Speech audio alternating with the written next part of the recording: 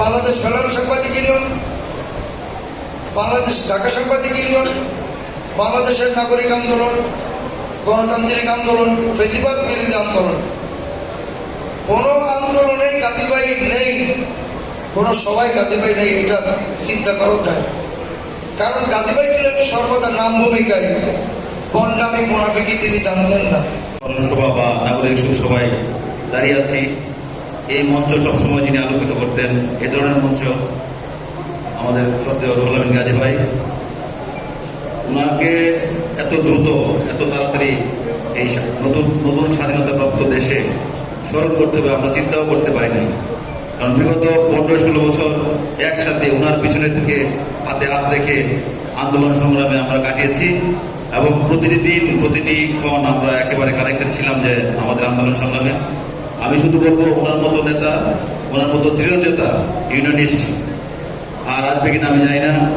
আমরা খুব শীঘ্রই ওনার ক্রাইসিসটা ফিল করব। আমি আমাদের সিনিয়র নেতৃবৃন্দের কাছে অনুরোধ রাখবো ওনার নেতৃত্বের গুণাবলী থেকে কিছু নিয়ে আমরা যাতে ঐক্যবদ্ধ থাকি, কারণ সামনে আমাদের জন্য আরো খারাপ দিন অপেক্ষা করতেছে আমরা যা বুঝতেছি। কারণ আমাদের মধ্যে ঐক্য ফাটল ধরানোর জন্য নানানভাবে ষড়যন্ত্র চলতেছে এবং এটা চলতেই থাকবে। আজকে সাংবাদিক ভাইরা আপনারা অনেক যেভাবে গাজী ভাই আজকে চলে গেছেন, 18 মাস তাকে জেলে থাকতে হয়েছে।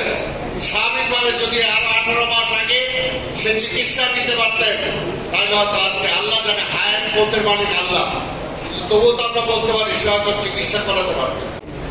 পড়ার কিছু এখানে যারা আছেন সবাই ছিলেন অজন্ম সংগ্রামী একটা মানুষ। 40 বছর ধরে সাংবাদিকদের রুটি রুজি আদায়ের আন্দোলনেই শুধু নেতৃত্ব দেননি, এদেশে গণতন্ত্র প্রতিষ্ঠা, ফেসিবাদ বিতরণ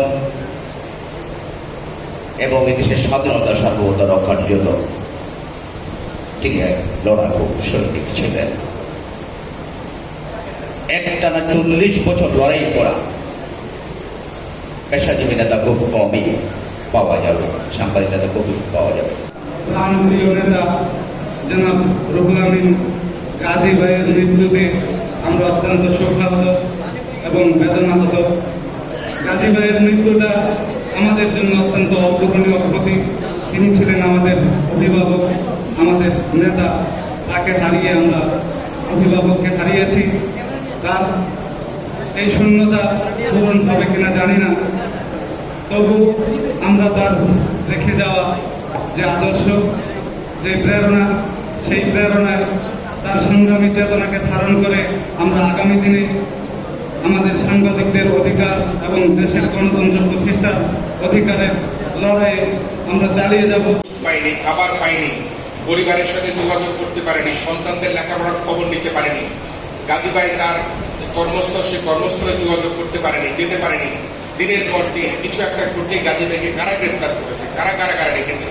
আমি একটা কথা বলতে চাই, গাজী ভাই আমাদের মাঝখানে আল্লাহ রাব্বুল আলামিনের ইশারায় তিনি হয়তোবা আমাদের কাছ থেকে চিরবিদায় নিয়েছেন, কিন্তু গাজী ভাইকে আমি মনে করি তিলে তিলে হত্যা করবার জন্য, গাজী ভাইকে তিলে তিলে জেলখানায় রেখে বিনা ওষুধে বিনা চিকিৎসা হত্যা করবার জন্য যারা কর্মসূচি করেছে, আজকে সাংবাদিক ভাইদের সামনে, রাজনীতিবিদদের সামনে আমি অনুরোধ করতে চাই, রাষ্ট্রে এখন বিচার সংস্কারের কথা বলা হচ্ছে।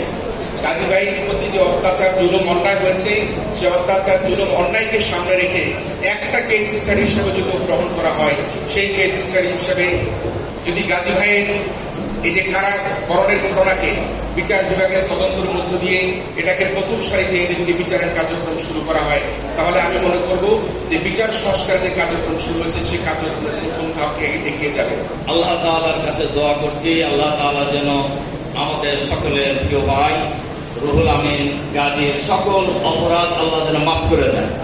90 সালের স্বৈরাচার বিরোধী আন্দোলন উনি একজন সফল নেতৃত্ব দিয়েছিলেন এই স্বৈরাচারের সাথের পতনের জন্য। সাংবাদিকরাই তখন অগ্রণী ভূমিকা পালন করেছে। সেদিন এই গাজী সাহেব এই আন্দোলনে 15 বছর অকারণে মিথ্যা মামলায় জেল খেটে তার শারীরিক অবস্থায় যথাযথ চিকিৎসা না নেওয়ায় আজকে তার এই অকাল মৃত্যু।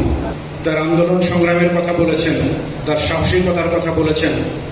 আমরা বিভিন্ন অভিযোগ শুনেছি যে গাজী ভাইকে 17 মাস এই স্বৈরাচারের দোসরেরা তারা আপনার অন্যায়ভাবে বন্দী করে রেখেছে। আমি তখন ঢাকা রিপোর্টার্স ইউনিটি গাজী ভাই জেলে যাওয়ার পরেই আমি ঢাকা রিপোর্টার্স ইউনিটি সভাপতি নির্বাচিত হই এবং সে সময় গাজী ভাই যাতে জেলের মধ্যে একটু ভালো থাকেন, জেলা এবং গাজীপুরের ডিসির সাথেও আমি সেই সময় ব্যক্তিগতভাবে কথা বলার চেষ্টা করেছি। বিশেষ করে গত 15.5 বছর যে দুর্বিন্দ শাসন ছিল তার বিরুদ্ধে তিনি ছিলেন একটা সোচ্চার মানুষ, আমরা তার পিছনে ছিলাম। তিনি 47 বছর সাংবাদিকদের নেতৃত্ব দিয়েছেন এবং নেতৃত্বে সবসময় তিনি ছিলেন অগ্রভাবে। গাজী ভাই টেলিফোন করার পর কখনোই না শব্দটা কোনদিন উচ্চারণ করেন। দেখে আসবো যে কোনো প্রোগ্রাম। মাত্র 2 সপ্তাহ আগে সেই বৈঠকে গাজী ভাই যেভাবে আমাদেরকে নির্দেশনা দিয়েছিলেন এবং বাংলাদেশ সরকারের সাংবাদিক এবং সাংবাদিকের অধিকার নিয়ে যে কথা বলেছিলেন তা এখনো প্রতি রাতে প্রতি মুহূর্তে আমাদের কানে বাজে। বারবার গণতন্ত্র পথ হারিয়েছে, বারবার আমাদের প্রিয় বাংলাদেশ ক্ষত বিক্ষত হয়েছে। এদেশে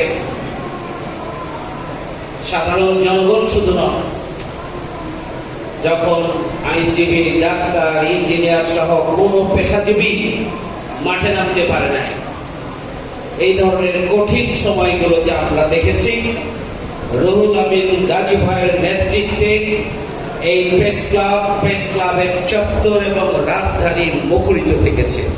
আমরা যখন সাংবাদিকদের রুগী রুজির আন্দোলন, অধিকার আদায়ের আন্দোলন, গণতন্ত্র প্রতিষ্ঠার আন্দোলনে দাঁড়িয়েছি, যখন কোন কর্মসূচি ঘোষণা করেছি, আমরা আমাদের সবসময় আমাদের কিছু ভুল আছে। আমরা নেতাদেরকে যখন বলেছি, অনেক নেতাই বলেছেন যে এত দেরি করে বললেন কেন, আমি তো থাকতে পারবো না, মাইন্ড করেছেন অনেকে, তাদেরকে 5 বার ফোন করে আনা যায়নি। একমাত্র নেতা আমি পেয়েছি আমার এই সাংবাদিকতার জীবনে, রুহুল আমিন গাজীকে। যতগুলা কর্মসূচি হয়েছে, যত ভুল করেছি, দেখা গেছে প্রোগ্রামের আগে সকালবেলা, মিটিং এর দিন সকালবেলা বলেছে গাজী ভুলে গেছি, একটা কথা বলে আবার তিনি হাজির হয়েছেন। এটা ছিল রুহুল আমিন গাজী। নেতৃত্ব এমনি তৈরি হয়নি।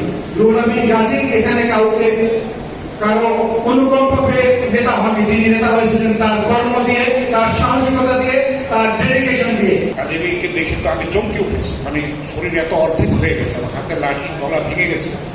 লিফটের এখানে তিনি যখন দাঁড়িয়েছিলেন তখন ওই দাঁড়াতে পারছিলেন না, হাঁটু ভেঙে পড়ে যাচ্ছে। তখনই আমরা ধরাধরি করে তাকে গাড়িতে তুলে দিই এবং সেদিনই উনি হাসপাতালে ভর্তি হন। এবং আপনারা জানেন যে একটা জীবন মৃত্যুর সন্ধিক্ষণে উনি ছিলেন।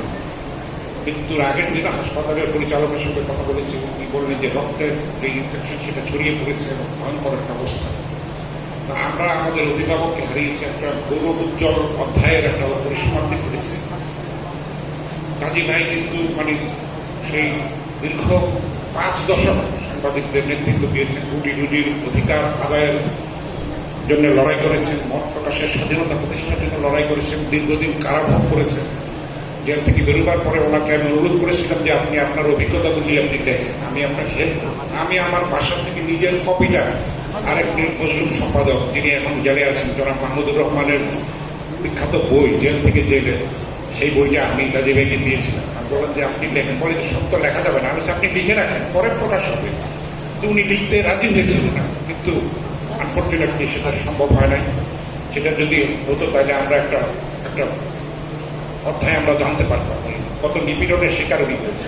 এই প্রসঙ্গে গাজী ভাইয়ের বিরুদ্ধে যারা মামলা দিয়েছে এবং মাহমুদুর রহমান ভাইয়ের এখনো কেন জেলে থাকছেন এই স্বাধীন বাংলাদেশে, কথিত স্বাধীন বাংলাদেশে, সেই প্রশ্ন তুলছি এবং যারা এগুলির সঙ্গে জড়িত তাদের আমরা বিচার দাবি করছি।